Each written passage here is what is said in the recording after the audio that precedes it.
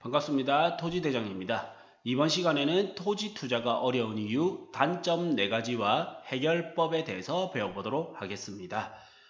우선 이제 토지 투자라고 하면 가장 많이 어려워하시는 부분 제가 4가지를 준비했거든요. 첫 번째 단점이 소액 투자가 어렵다입니다.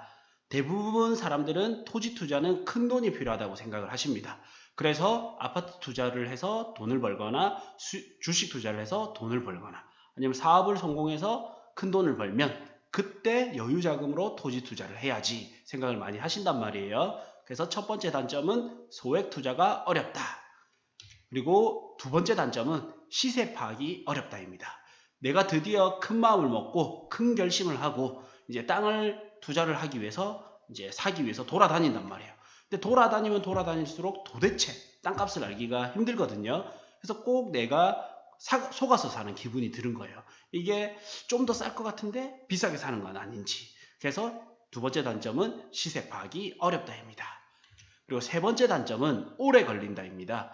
토지 투자라고 하면 아무래도 5년, 10년, 20년 이렇게 쭉 오래 걸리는 거 아닌가. 그래서 내 떼에서 수익을 보기보다는 자식 떼에서 혹은 손주 떼에서 수익을 보는 거 아닌가 이렇게 생각을 많이 하시거든요. 세 번째 단점은 오래 걸린다입니다. 그리고 네 번째 단점은 황금성이 떨어진다입니다. 황금성이 떨어진다는 것은 다시 돈으로 바꾸기가 힘들다. 즉 되팔기가 힘들다라는 거예요. 그래서 땅은 사놓으면 현금화시키기가 너무 어려워. 이게 이제 네 번째 단점입니다. 제가 생각했을 때는 좋은 점을 활용하기는 누구나 할 수 있지만 그리고 다수의 사람들은 단점 때문에 포기하지만 결국 단점을 극복하는 과정에서 고수가 되어 간다고 생각합니다. 첫 번째 단점, 소액 투자가 어렵다입니다. 땅은 가격으로 볼 때 싼 땅과 비싼 땅이 있습니다. 원래는 싼 땅이었던 게 필요성과 관심도가 더해지면서 가격이 오른 것입니다. 아직도 싼 땅은 많지만 내가 관심이 가는 땅은 비싼 땅입니다. 그래서 내가 관심 가는 땅을 사고 싶으면 비싸고 목돈이 들어가니 소액 투자가 힘든 것입니다. 소액 투자 방법 3가지에 대해서 알려드리겠습니다. 첫 번째, 시세보다 싸게 사라입니다. 시세가 1억 원이라면 나는 더 싸게 8천만 원, 6천만 원, 5천만 원, 시세가 2천만 원이라면 1천만 원, 800만 원 이렇게 시세보다 싸게 사라입니다. 두 번째 방법은 처음부터 싼 땅을 사라입니다. 지금은 비록 가격이 싸지만 나중에 많이 오를 수 있는 땅을 사면 더 좋겠죠. 세 번째는 레버리지 효과를 활용하라입니다. 땅 자체는 1억 원이라서 돈이 많이 필요하지만 보증금과 대출 금액을 활용해서 나의 투자 금액을 낮추고 레버리지 효과를 볼 수 있는 땅을 사라입니다. 첫 번째, 싸게 사라. 싸게 살 수 있는 방법의 대표적인 방법이 경매가 있습니다. 경매란 채권자의 요청을 받은 법원이 채권자가 담보로 잡은 부동산을 일반인에게 강제 매각을 하는 절차입니다. 여기서 이제 채권자는 빚을 받을 수 있는, 돈을 받을 수 있는 권리의 사람을 채권자라고 합니다. 돈을 빌린 사람을 채무자, 그러니까 돈을 갚아야 되는 사람이죠. 채무자. 돈을 빌려준 사람을 채권자입니다. 그러면 이제 돈을 갚아야 되는데 돈을 갚지 않는다면 채권자는 법원에 요청을 해서 법원이 중개사 역할을 하는 거죠. 법원이 중개사 역할을 해서 일반인에게 강제 매각을 해서 이제 팔린 돈을 가지고 이제 빚을 청산을 하는 절차입니다. 이게 이제 경매고요. 경매를 실시하는 법원은 해당 부동산을 관할하는 민사지방법원이며 법원 경매를 통해 부동산을 구입하면 시세보다 보통 10%에서 20% 정도 싸게 살 수 있다. 보통 이제 아파트나 주거용 부동산, 원룸 빌라 같은 경우에는 10%에서 20% 정도, 시장에 따라서 조금 다르겠지만 10%에서 20% 정도 싸게 살 수 있고요. 토지 같은 경우에는 30%에서 40%, 많게는 반값, 시세 대비 반값에도 살 수 있는 게 이 토지 경매입니다. 그래서 소액 투자하는 방법, 첫 번째, 싸게 사라. 그 중에서 첫 번째 방법은 경매입니다. 두 번째 방법은 공매가 있습니다. 공매는 국세징수법에 의하여 국가기관에 체납된 세금을 징수하기 위하여 한국자산관리공사가 공공기관에 의뢰하여 강제 매각을 하는 절차, 압류재산 처분과 비업무용 부동산의 처분이 주가 되며 한국자산관리공사가 밀린 세금을 대신 받아주는 대리인이 되어 대상 부동산을 처분하는 제도입니다. 경매는 이제 중개사가 누구다? 법원이다. 공매는 누구다? 이제 한국자산관리공사가 되는 거예요. 그래서 세금이 밀린 경우 이제 이 세금을 징수하기 위해서 부동산을 강제 매각하는 절차거든요. 보통 이제 경매도 좋지만 이 경매보다 공매 같은 경우에는 더욱더 블루오션이에요. 요즘은 경매라 하면 부동산 싸게 사는 방법, 대표적인 방법, 경매 이렇게 많이 인식을 하고 있는데 공매 같은 경우에는 대부분 이제 경매를 배운 후에 공매를 해야지 이러다 보니까 공매를 하는 분들은 이제 조금 적단 말이에요. 그래서 블루오션 시장이 되고요. 그리고 두 번째 장점, 공매의 꽃은 토지 공매다라고 하는데 그 이유가 무엇이냐? 보통 아파트나 빌라나 원룸 이런 주거용 부동산은 도심지에 그 알짜배기 부동산이 있거든요.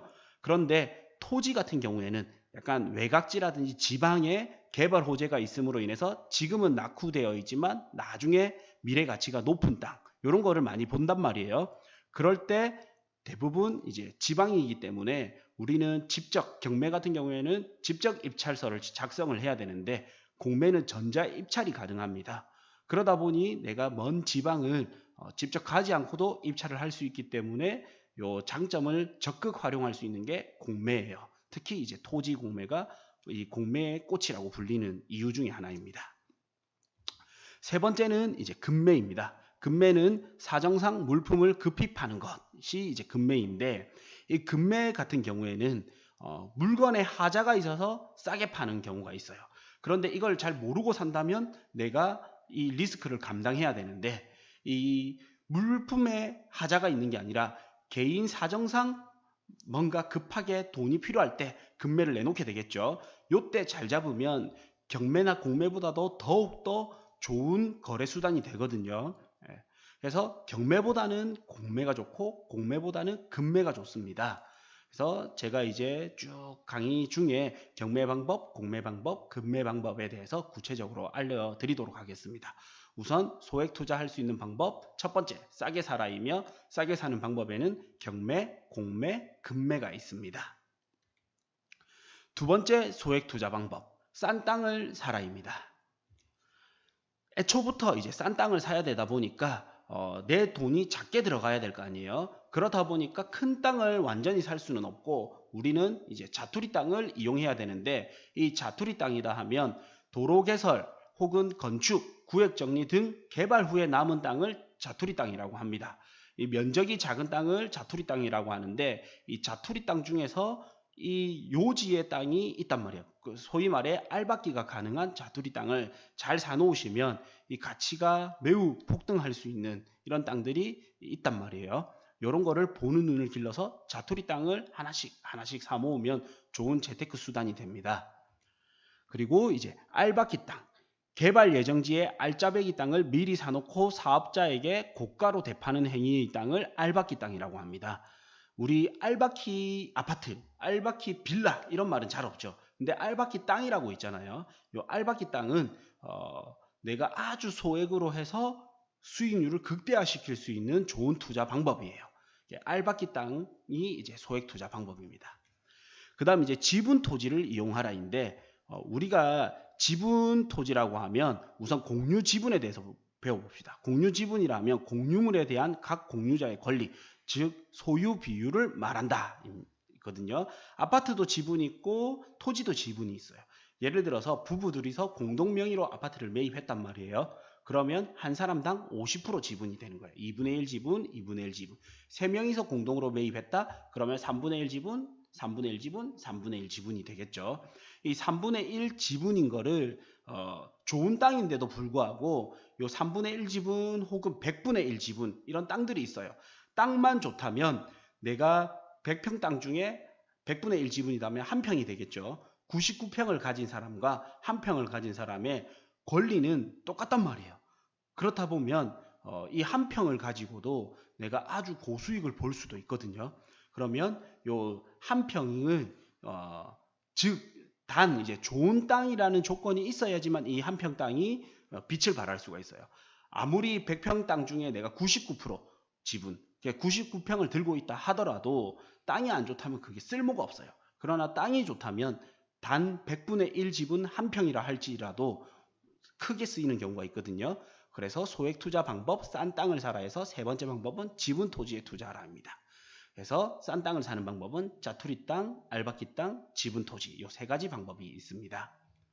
다음 소액 투자 방법 세 번째는 레버리지 효과를 활용하라입니다. 첫 번째 이제 레버리지 효율을 볼 수 있는 게 보증금입니다. 부동산 임대차에 있어서 임차인의 채무를 담보하기 위하여 임차인 또는 제3자가 임대인에게 교부하는 금전 기타의 유가물을 말한다. 우리 흔히 말하는 전세 보증금, 이거를 대표적인 보증금이라고 이야기하거든요.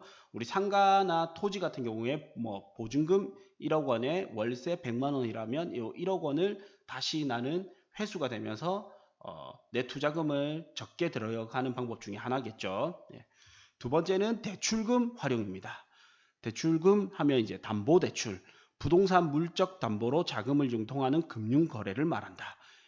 이때는 이자 비용보다는 주의할 점이 시세 상승이 더 높아야 된다는 거예요.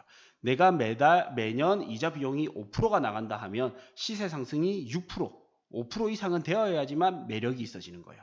그리고 대출 이자는 꼭 감당 가능해야만 리스크가 낮아져요. 내가 땅을 좋은 거를 샀는데도 불구하고 이자를 감당 못해서 어쩔 수 없이 싸게 팔거나 경매로 처분되는 경우도 있단 말이에요. 이럴 때를 조심하기 위해서는 대출 이자가 꼭 감당 가능한 범위 내에 있어야 됩니다. 그리고 좋은 점이 임대료가 대출 이자보다 높으면 훨씬 안전하겠죠. 예를 들어서 나는 3억짜리 땅을 사는데 대출금을 이제 1억을 대출을 받았어요. 이자를 계산해 보니까 1억에 5% 하면 약 50만 원이 나갈 거 아니에요. 그러면 1억에 5% 하면 500만 원입니까? 500만 원이 나갈 거 아니에요. 그러면 연간 임대료가 500만 원 이상 들어온다면 나는 임대료를 받아서 이자를 감당할 수 있기 때문에 리스크가 상당히 낮아지겠죠. 그러면 예를 들어서 이제 3억짜리 땅을 산다면 대출금 1억, 그 다음에 보증금은 1억에 100만 원을 받는다. 그러면 1년이면 1200을 받겠죠. 그럼 월세 이자가 500이 나간다면 임대료 받은 1200만 원 중에 500을 빼고 나면 700만 원이 남을 거란 말이에요. 이렇게 대출금과 보증금을 활용하는 방법이 레버리지 효과를 활용하는 방법입니다. 토지 투자의 두 번째 단점, 시세 파악이 어렵다입니다. 시세 파악이 힘들다는 것은 땅값을 알기 어렵다라는 거죠.